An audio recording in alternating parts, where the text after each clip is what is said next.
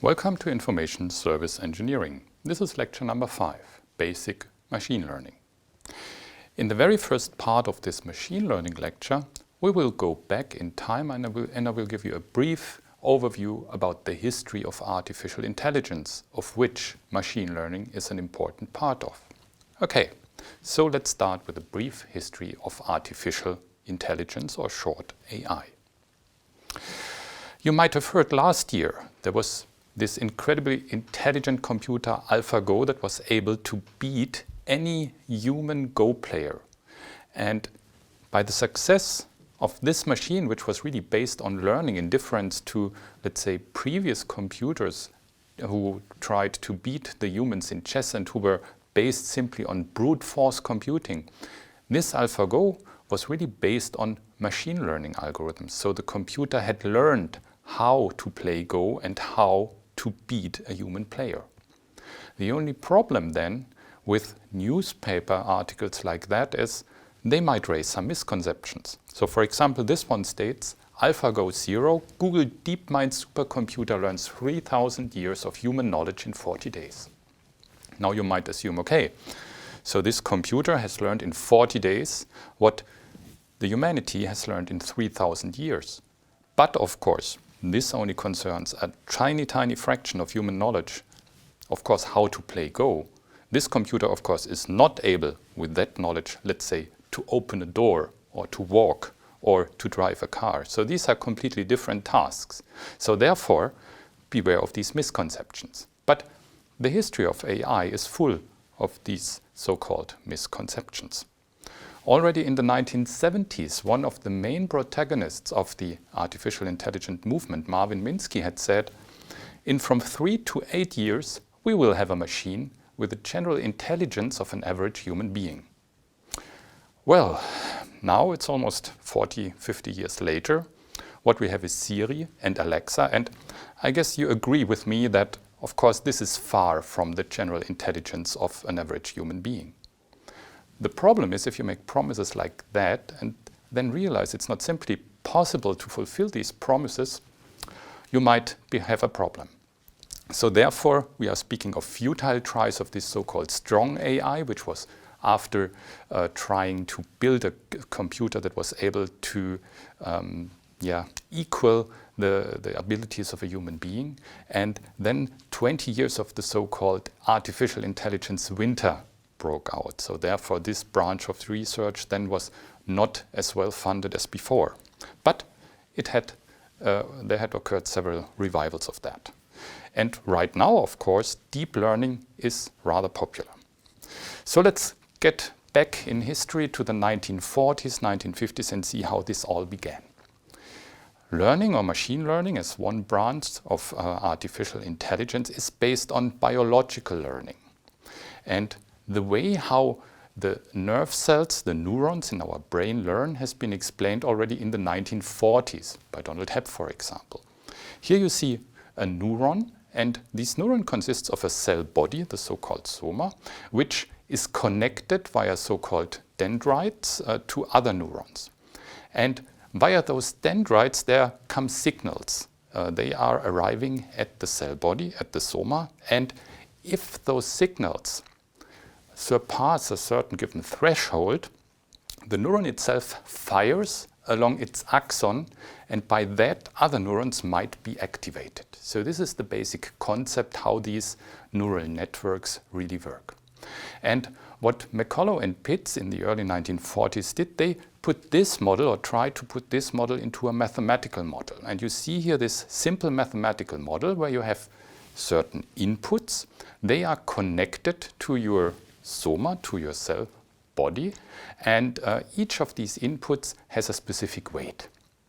Then inside the cell body, inside the soma, they computed the weighted sum of all the inputs, and there was a step function which, if a specific threshold was surpassed, did fire or was activated. So this was the simple model of the biological neuron. Interestingly, only about 15 years later, the very first neural network really was implemented on a computer. This was 1957, the Mark I perceptron. What they did with their simple neuron was, of course, they switched many of these neurons together in one layer and they made it learn. How did that work? So you have several inputs and you want to learn something, which means you know what should be the output for that input. You have no idea about the weights in the beginning, so simply you let your network or your neuron compute one single phase, see whether it's activated or not, and what is the output of the step function. And what you do then, in the end, is you compare the output with the expected output, because you know what should be the output according to what should be learned. The difference of that is the error, and this error is propagated back and the weights are adjusted accordingly to minimize that error. And this is the basic learning algorithm which is applied there. So what they did in the 1950s with the Mark I perceptron was they were trying to build an array of sensors, photoelectric cells. So they had a 28 by 28 photoelectric cell sensor, and they were able to recognize with the help of these sensors single digits, the digits from 0 to 9, and they could identify them, they could learn them with this single perceptron.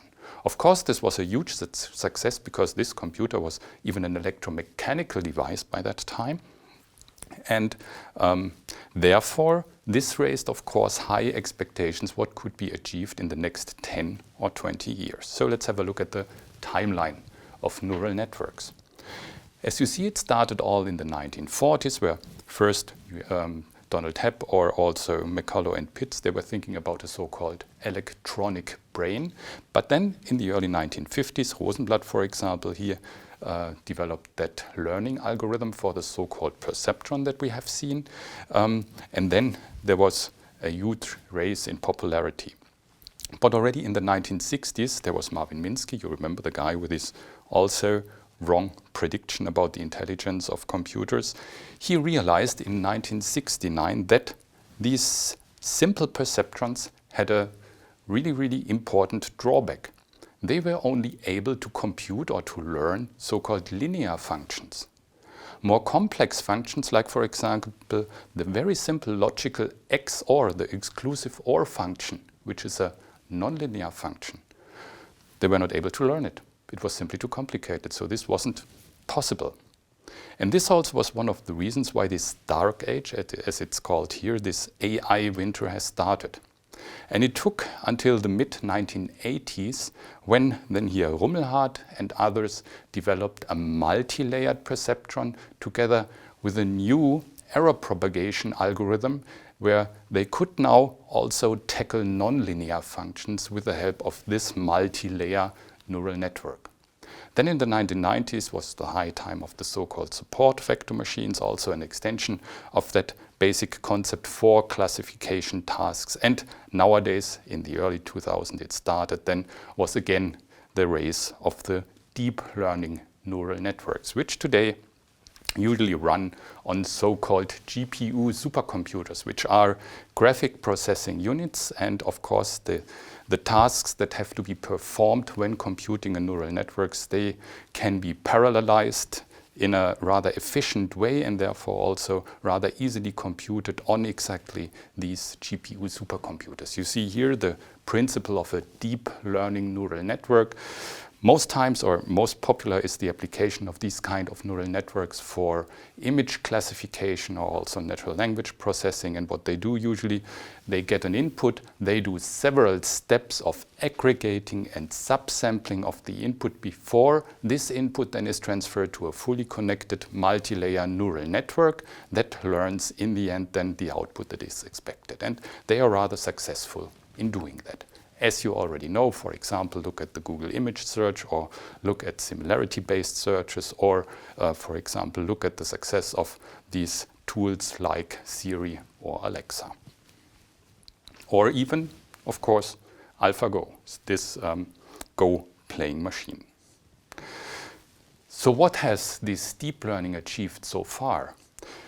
Overall, these devices now are able to perform a near human level image classification, for example, also a near human level speech recognition, then also a near human level handwriting transcription, and also machine translation has been improved tremendously within the last years. This also concerns text-to-speech conversions, and you see we have these digital assistants like Google Now or Amazon Alexa or others. And of course, they enable a more or less near human level autonomous driving. And of course, not to forget the superhuman Go playing, one of the most important applications, of course, of deep learning. Irony off. Okay. But learning and machine learning is not the only important branch of artificial intelligence. What we did so far, or what we have learned, for example, in linked data and semantic web, was the other branch, which covers so-called symbolic representation and symbolic logic. This branch dates far back in history. Already the Greek philosophers, 2000 years ago, they were dealing with a branch of philosophy which was called ontology. And in ontology, one of the tasks that they wanted to perform is first to understand how the world, how reality really is working. What is the reality? And for that, for example, this guy, Aristotle, in the 4th century BC, he came up with a classification system. So he devised 10 universal categories in which you could put everything you could see in the real world or you could think of in your imagination. So this was a universal classification scheme. And the decision algorithms, how to put each single entity in one of these categories, also was one of the very first algorithms that was devised for classification. And this classification algorithm then in the Middle Ages became the so-called tree of knowledge that you see here. So this was the early beginnings of symbolic manipulation and symbolic representation. Then later on in the Baroque time, in the 17th century, there was this German polymath, mathematician, philosopher, Gottfried Wilhelm Leibniz. He was rather famous and of course he was a rather clever guy. He took, of course, all these ideas from the ancient philosophers and he thought, maybe we could put the entire human thinking into something like a calculus, that we would be able to use logic to solve human problems too. So he wrote in a letter here in 1687 to Philip Spener the following: "The only way to rectify our reasonings is to make them as tangible as those of the mathematicians, so that we can find our error at a glance, and when there are disputes among persons, we can simply say, let's calculate." So he said it, of course, in Latin, calculemus, without further ado, to see who is right. Isn't that a great idea? This would solve every problem in the world if we could relate anything we say, anything we think into logic, and then simply see whether there is an inconsistency or not. We could simply find out who is right by logic. The only thing what Leibniz really was missing there was the technical means and the technical frameworks to do that. So it took until the late 19th century when mathematicians were able really to devise a framework how to write mathematical formulas, logical formulas in a way like you know that from modern mathematical logic. And this, of course, made way for a lot of progress, especially in logics. And one of these guys who devised the very first formalism for modern logic was Gottlob Frege, mathematician from the University of Jena in Germany.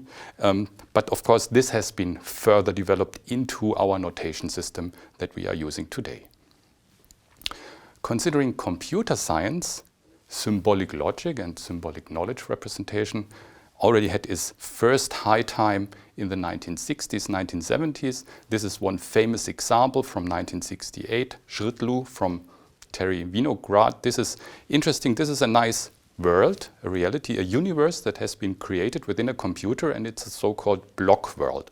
And the computer was able to understand this world and to manipulate this world. And you could interact with the computer and manipulate this world of bricks and blocks inside the computer. This already in the late 1960s. And of course, this has been further developed and developed to what we know today as the linked data web and to so-called knowledge graphs, where we have structured data on the web interlinked by simple web technology, backed up by ontologies, which in the end really explain in a machine understandable way what exactly the data means and how it could be used. Okay, so this was a first, let's say, tour de force, so a rather brief tour through the history of artificial intelligence. We have already seen symbolic representation in the lecture before. What we start now will be machine learning. So welcome to the introduction to machine learning.